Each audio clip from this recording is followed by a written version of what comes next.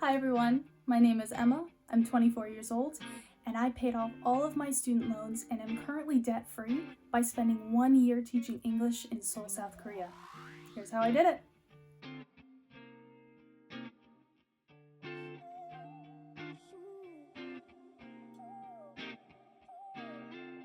Now before we get into it, I do need to give a little disclosure. My student debt was not necessarily as high as some other people coming out of college. I graduated in winter of 2022 with about $15,000 in student loans. I was working small little jobs and only was able to manage to pay off about like $2,000 of it, which is when I decided to make the bold decision to teach English abroad for a year. And at that point, my debt was down to about $13,000, which is where my plan kind of formulated, where I was like, well, if I save $1,000 USD a month, send it home immediately from my salary, then that's 12 months plus my severance and pension, I'll be able to pay off all my student loans. So this is kind of where this idea came from. Now, if you have a much higher debt, this can still work, it just might take you more than a year. But if you're like me and you're like within like the $10,000 to $15,000 range, this is definitely a good option for you. So that was my plan before leaving. Obviously, some unintended barriers came up, which I will go into later in this video. But just to kind of give you a disclaimer of where my mind was and what my framework plan was before leaving for Korea. Now in this video, I'm gonna go over 4 major steps / considerations to consider to see if this is a good plan for you. Number 1, how much can you live off of? Now for new teachers, the average is usually going to be about 2.4 million won a month. That's usually if you have a TEFL certificate and you're coming into a Hagwon with no experience. Usually that's going to be your base offer. That was what I was offered my first year. So in your mind, you may be thinking, oh, 2.4 million won. I'm going to get 2.4 million won every single month. That would be incorrect because you have to remember money will be taken out of your salary every single month. So even though your salary is 2.4, you're not going to get 2.4 a month. Health benefits, you get, your school pays 50, you pay 50. There's severance, there's pension. If you have a sick day and you have to have someone substitute teach for you, then that amount for their hours of works comes out of your salary. And then the big one that really is the one that fluctuates the most is your utilities. So your apartment is free, but you're paying for utilities, which varies month by month. So if your salary as a starting teacher is about 2.4, then I would say your take home is more around 2 million won. So with that in mind, to send home 1,000 USD a month like I was, that is 1.4 million won, meaning I would live on about 600,000 won a month or about $400 USD. Not everyone can do that. It's a significant chunk of money. Now, I don't eat a lot. I didn't go out every single night. I didn't go clubbing every night. I was very strategic with how I spent my money. So if you know right away living in a city that, hey, I'm gonna spend all of this money going out, I'm gonna get Western food every single night because I don't really like Korean food, you're not gonna be able to save and send home as much money. But if you're pretty disciplined and you're good about these kinds of things and you're willing to make certain sacrifices, this will work. It will still work. I was able to do it. So if you're like me and you're easily able to live off about 400 USD or 600,000 won a month, which again, as a single person, you can, it's just not super easy, then this is definitely a step that you'll be able to pass. Number 2, understanding barriers. This is something that I really do not think was emphasized enough when I was watching videos preparing for leaving for Korea. You are going to be setting a Korean bank account up and getting paid by Korean won. Now, you need your alien registration card, you need a valid Korean phone number. This stuff takes time. Specifically, the alien registration card, your ARC card, which you're going to hear a lot, is going to take a decent chunk of time. So you might not get paid in Korean won through your Korean bank account for the first 1 to 2 months. Usually by April you're getting paid, like the second week of April, but that's significant amount of time you're not receiving money. With that in mind, you need to have money set aside for spending. So for buying food, if you need to, like for example, buy a microwave, to buy things for your apartment, just buy coffee, you need to have a good chunk of change held to the side before you get your salary. So I would say about 1 to 2 months worth of spending. So if you're like me and you're spending $400 a month, I would say have at least $800 before you get there. So that's just something to consider. Another barrier is figuring out the exchange rate.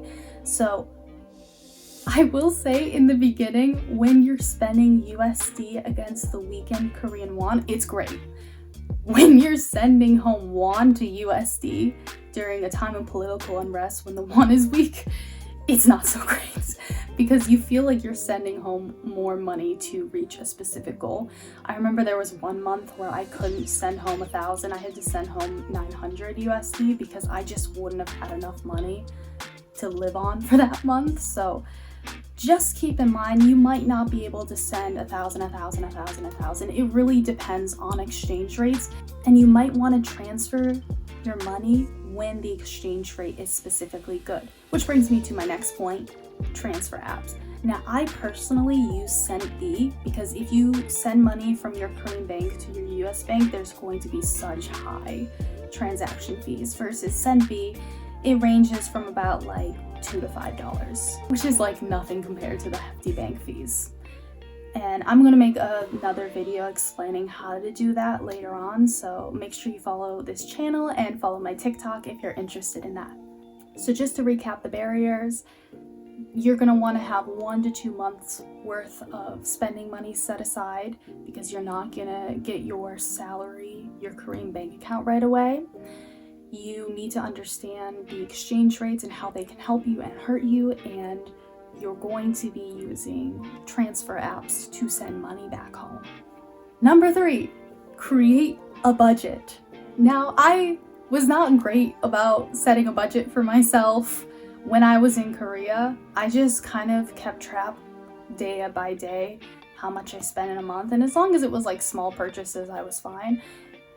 But if you're really trying to pay off student debt, it's going to help you a lot by setting a budget.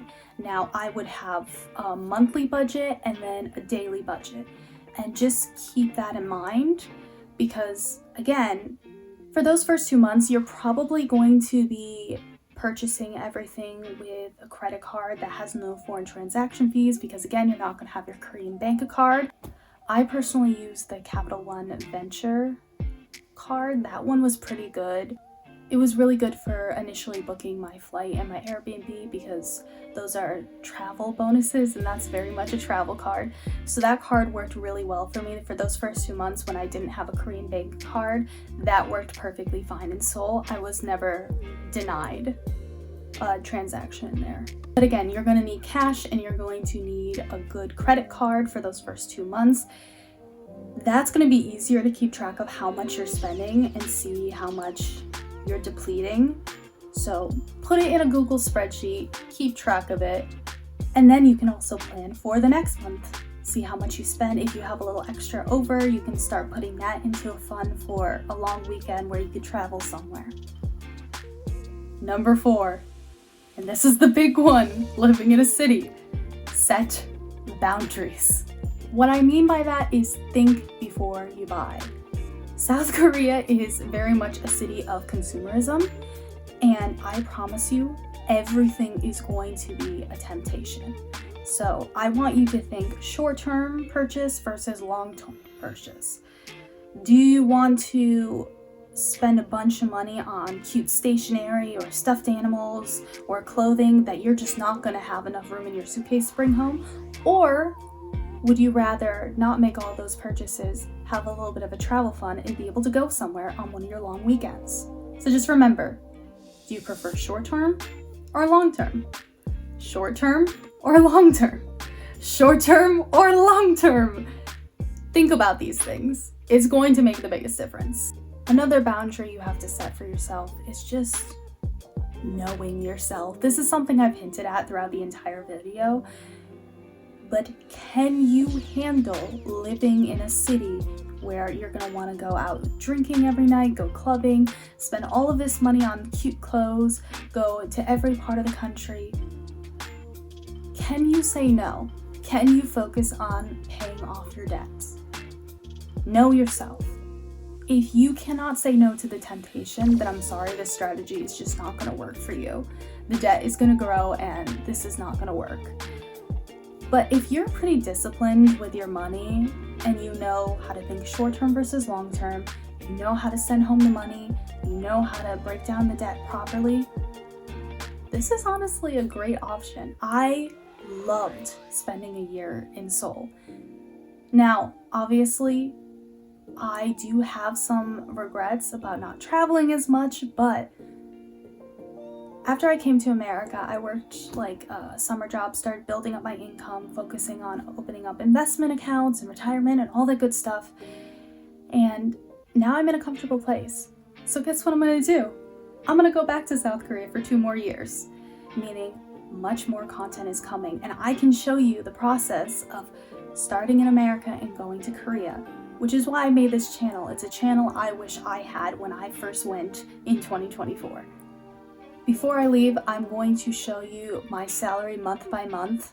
I hinted at the beginning that it's going to fluctuate. If you have a 2.4 million won salary, it's going to be more like 2 million won each month. So this is about what hit my bank account every single month for the entire year I was there, not including severance and pension. So that kind of gives you an idea how much it's going to fluctuate. So on the months where there was a lower exchange rate or the utilities were higher because they needed to heat the building more because of the winter months, you can see how that kind of files in. Now, before I log off, I just want to remind you, you can do this. It is possible. And I'm going to show you exactly how. Now remember to like and subscribe. I'm going to be creating more content through my YouTube and my TikTok explaining the whole process, how to spend money, how the visa process works, how recruitment agencies work, what to expect your first week of training, yada yada yada.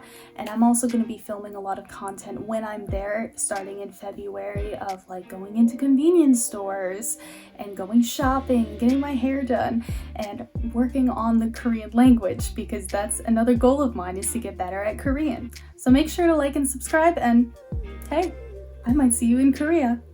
Bye guys.